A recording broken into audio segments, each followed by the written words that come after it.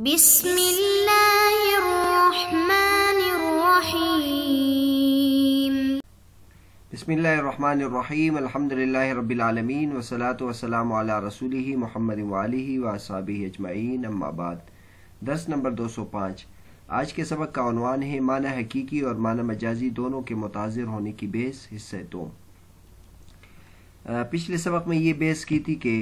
کبھی کبھی ایسا ہوتا ہے کہ ایک لفظ کا نہ حقیقی معنی مراد لینا درست ہوتا ہے اور نہ اس کا معنی مجازی مراد لینا درست ہوتا ہے، تو پھر کیا ہوگا؟ تو اس کے بارے میں علامہ صدر شریعہ رحمۃ اللہ فرماتے کہ پھر یہ کلام لغو ہو جائے گا، کسی ایک معنی پر بھی محمول نہیں ہوگا۔ کوشش تو یہ کریں گے کہ کوئی لفظ استعمال ہو اور کلام کو لغو ہونے سے بچانے کے لیے کہ ایک عاقل شخص نے کوئی کلام استعمال کیا ہے تو اس کا کوئی نہ کوئی معنی چاہے حقیقی ہو یا مجازی ہو کسی ایک پر محمول کریں گے۔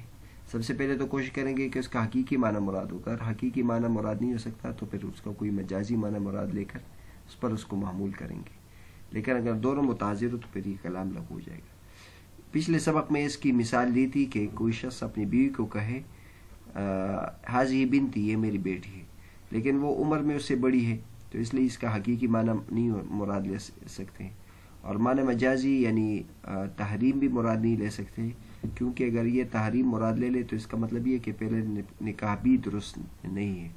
اور پہلے نکاح اور اس تحریم کے درمیان منافات ہے، لہٰذا یہ مراد نہیں لیا جا سکتا۔ اور دوسری مثال یہ دی کہ ایک اور اپنی بیوی کو کہے جو دوسرے سے اس کا نسب مشہور ہو، تو دوسرے سے اس کا نسب مشہور ہونا یہ بھی اس کی وجہ سے حقیقی معنی اور مجازی معنی دونوں مراد نہیں لے سکتے۔ حقیقی معنی تو اس وجہ سے مراد نہیں لے سکتے کہ یہ اس کی بیٹی ہے نہیں، دوسرے سے اس کا نسب ثابت ہے، اور مجازی معنی بھی اس لیے نہیں لے سکتے کہ اس سے اس سابقہ نکاح کو یا تو ثابت کریں گے یا ثابت نہیں کریں گے۔ اگر سابقہ نکاح کو ثابت نہیں کریں گے تو پھر یہ اجنبیوں کے ساتھ گفتگو کی طرح ہوئی، لہٰذا یہ کلام لغو ہو جائے گا، اور اگر سابقہ نکاح کو ہم جائز قرار دیتے ہیں تو حاضی بنتی یہ اس کے منافی ہے، تحریم اس کے منافی ہے، لہٰذا یہ ثابت نہیں ہوگا۔ پچھلے سبق میں اس کی تشریح کی تھی۔ آج کے سبق میں علامہ صدر شریعہ رحمۃ اللہ علیہ یہ بحث کریں گے کہ اس سلسلے میں جو فخر الاسلام بزدوی رحمۃ اللہ علیہ ہیں انہوں نے اس مقام کی کیا تشریح کی تھی اور ان کے کلام میں کیا کمزوری ہے، علامہ صدر شریعہ رحمۃ اللہ اس کے بارے میں بیان کریں۔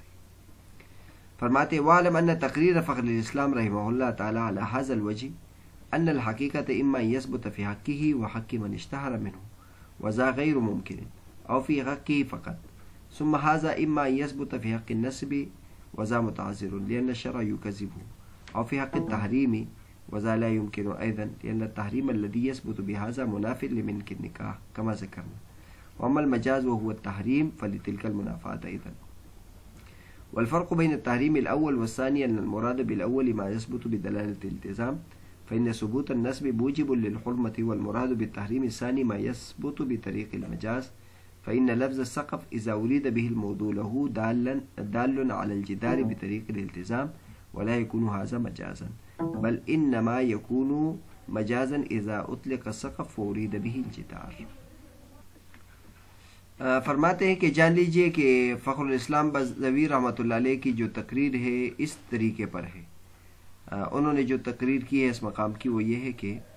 حقیقت یا تو اس کے حق میں ثابت ہوگا اور اس شخص کے حق میں بھی ثابت ہوگا جس سے نسب مشہور ہے،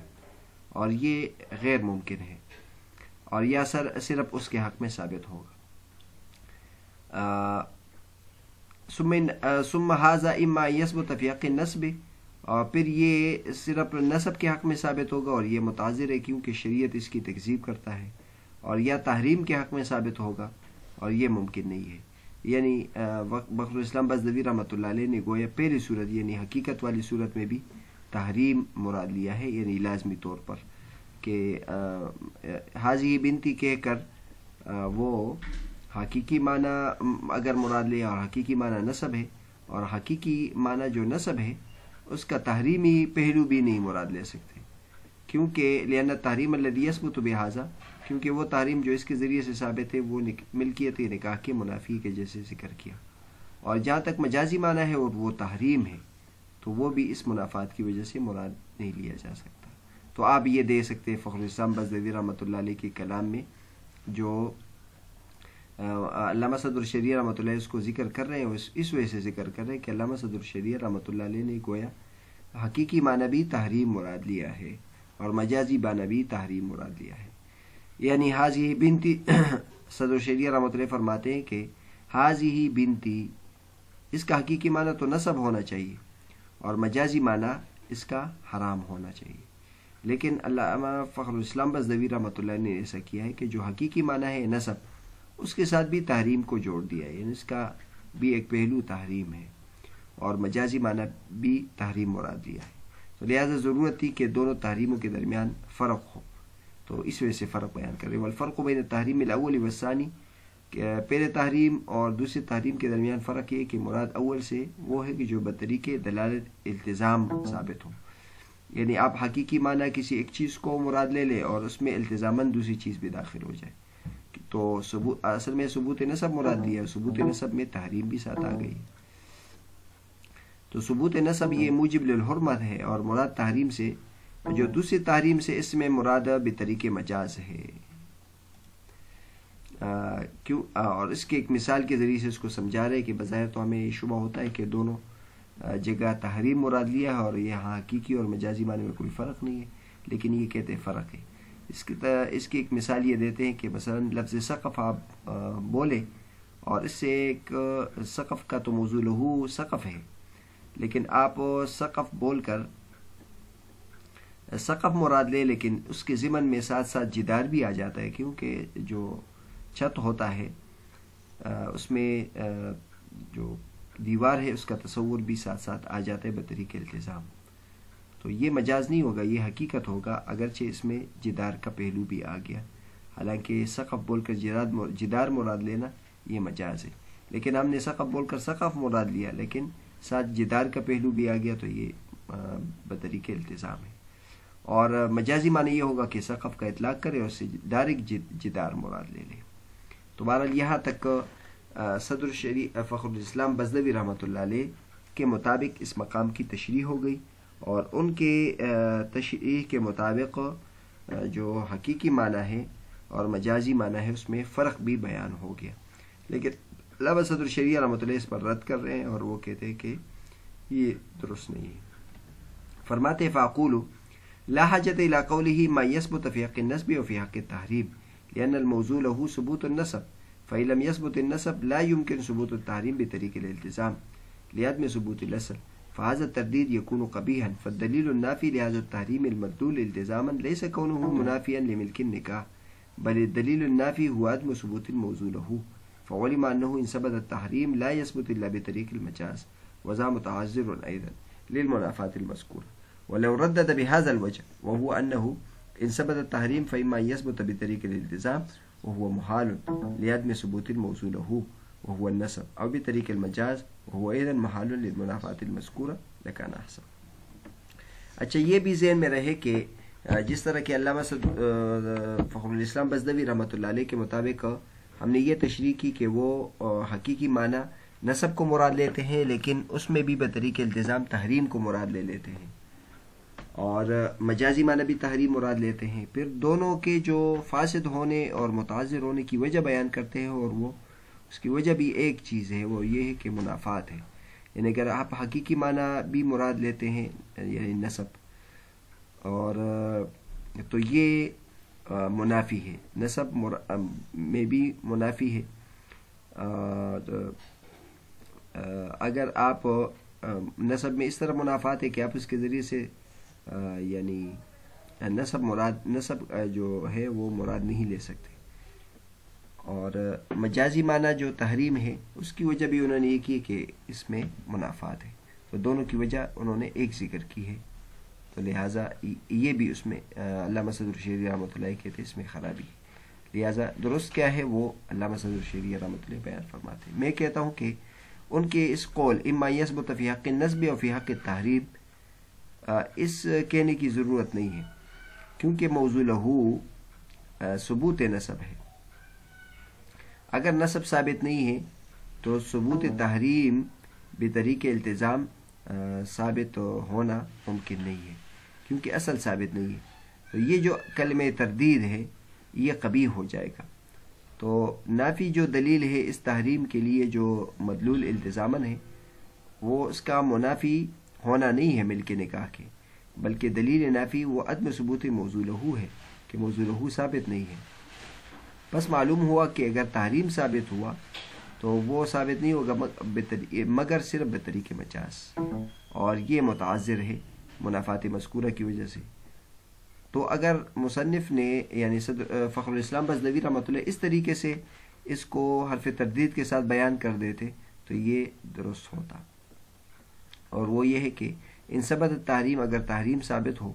तो या तो ये बेतरीके इल्तिज़ाम साबित होगा और वो महाल है क्योंकि मौजू लहू साबित नहीं है और वो नसब, और या बेतरीके मजाज होगा और वो भी महाल है क्योंकि मुनाफात मज़कूरा है। लकान अहसन, अगर इस तरीके से वो बयान करते तो ये सही होता। तो अल्लामा सदर शरिया रहमतुल्लाह फरमाते हैं कि फ़खरुल इस्लाम गज़नवी रहमतुल्लाह का यह तर्ज ठीक नहीं है कि वो हकीकी माना हाजी बिनती का हकीकी माना सबूत नसब मुराद लेते हैं, नसब मुराद लेते हैं, और सबूत नसब में भी वो कहते हैं कि इससे तहरीम का पहलू है, बल्कि नहीं। सदर शरिया रहमतुल्लाह फरमाते हैं कि हकीकी माना सबूत नसब ही है, हाजी बिनती का माना सबूत नसब है, और इसके जो फसाद और मुताज़िर होने की वजह है वो यही है कि माने हकीकी यहाँ मौजूद नहीं है, तो इसलिए आप माने हकीकी मुराद नहीं ले सकते। जब एक औरत आपसे उम्र में 20 साल बड़ी है तो आप उसके लिए हाजी बिनती और हाजी बिनती के ज़रिए से सबूत नसब मुराद ले रहे हैं, तो इसके फसाद की ये वजह नहीं है कि इनमें मुनाफात है, निकाह में और इसमें मुनाफात है, बल्कि इसकी वजह यह है कि ये नसब, ये जो मौजू लहू है ये साबित ही नहीं है, ये वजह है। और जो मजाज है, मजाज की वजह जो है वो फिर मुनाफात को करार दे देंगे, और इनके दरमियान अव हरफ तरदीद इस तरीके से लाना फिर ये दुरुस्त है। तो बहरहाल फ़खरुल इस्लाम गज़नवी रहमतुल्लाह अलैह के कलाम में अल्लामा सदर शरिया रहमतुल्लाह अलैह उसको जो रद्द कर रहे हैं उसको 3 तरीके से अल्लामा सदर शरिया रहमतुल्लाह अलैह बयान फरमाते हैं। नंबर 1 ये कहते हैं कि अगर आपका ये कहना कि पहला हकीकी यानी हाजी बिनती हकीकी माना सबूत नसब है और सबूत नसब से बेतरीके इल्तिज़ाम तहरीम मुराद लेते हैं, तो ये दुरुस्त नहीं है, क्योंकि जब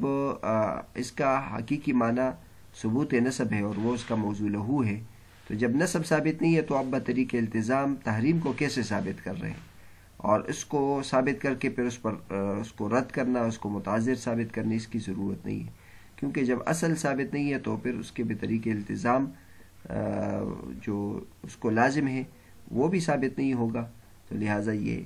दुरुस्त नहीं है। एक ख़राबी इसमें ये है। और दूसरी बात मुसन्निफ़ ये कह रहे हैं अल्लामा सदर शरिया रहमतुल्लाह अलैह कि जो पहले चीज़ यानी पहले हकीकी माना के मुताज़िर होने के लिए जो दलील ज़िक्र की है वो भी दुरुस्त नहीं है, और उसका की दलील उन्होंने ये ज़िक्र की कि ये मिल्कियत निकाह के मुनाफी है, तो ये कहना भी दुरुस्त नहीं है। ये फरमाते हैं फ़द्दलील नाफी लिहाजा तहरीम मदलूल इल्तिज़ामन लैसा कौनुहु मुनाफियन लिमिल्क निकाह, इसका मिल्क निकाह के मुनाफी होने की इल्लत बयान करना यह दुरुस्त नहीं है, बल्कि दलील नाफी ये है कि मौजू लहू का सबूत नहीं है, मौजू लहू का सबूत नहीं है, यानी नसब का सबूत यहाँ मौजूद नहीं है। अलबत्ता अगर आपने तहरीम को ही बुनियाद बनाना है, तीसरी बात अल्लामा सदर शरिया रहमतुल्लाह ने ये जिक्र की है कि अगर फ़खरुल इस्लाम गज़नवी रहमतुल्लाह माने हकीकी में भी तहरीम को डालते हैं और माने मजाजी में भी तहरीम को डालते हैं, तो उस तरीके पर तो आप नहीं दुरुस्त, जो तरीके जिस तरीके से आपने जिक्र किया ये दुरुस्त तो नहीं है, लेकिन आपने अगर इसको बयान भी करना है तो इस तरीके से अगर बयान कर दे तो ये दुरुस्त है कि तहरीम यानी हाजी बिनती से अगर तहरीम मुराद है तो या तहरीम बेतरीके इल्तिज़ाम साबित होगा और ये महाल है, और उसकी वजह फिर ये जिक्र करेंगे कि मौजू लहू साबित नहीं है और वो नसब है। तो जब मौजू लहू साबित नहीं है और नसब है वो साबित नहीं है तो बेतरीके इल्तिज़ाम उससे तहरीम भी नहीं साबित कर सकते, और या तहरीम मुराद है बेतरीके मजाज, تو پھر آپ یہ کہیں کہ یہ بھی محال ہے کیونکہ اس میں منافات ہے، کیونکہ نکاح جو ہے وہ حلت کا تقاضا کرتا ہے اور یہ حرمت کا تقاضا کرتا ہے، تو لہٰذا دونوں میں منافات ہونے کی وجہ سے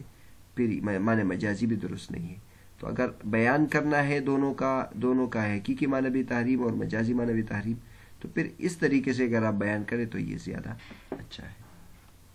بہرحال بنیادی طور پر تو یہ سبق اس موضوع پر تھا کہ اگر ایک لفظ کا حقیقی معنی اور مجازی معنی دونوں متعذر ہو تو کیا کریں گے؟ تو علامہ صدر الشریعہ رحمۃ اللہ نے بتایا کہ وہ کلام پھر لغو ہو جائے گا۔ اس کی مثال انہوں نے یہ دی تھی کہ